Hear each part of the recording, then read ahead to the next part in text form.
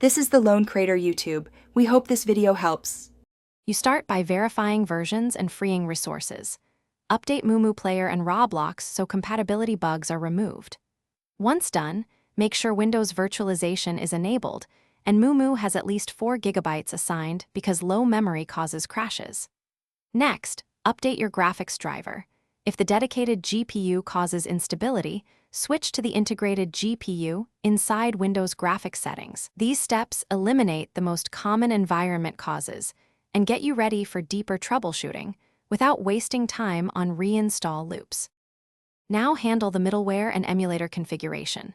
Repair or reinstall DirectX and Visual C++ runtimes because corrupted libraries crash Roblox during load. Then run Mumu as administrator and try setting compatibility to Windows 10 or 8 to resolve API mismatches.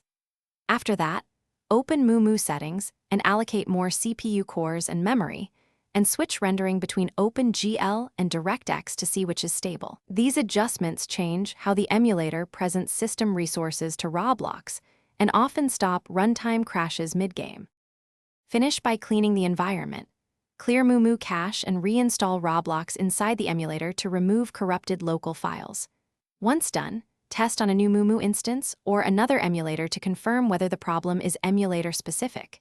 If the crash persists, capture Mumu logs and Roblox crash reports because those files show the failing module and error codes. Include them when contacting support. This final sequence completes the fix and, if needed, gives you the diagnostic evidence to get a targeted resolution quickly. Thanks for watching.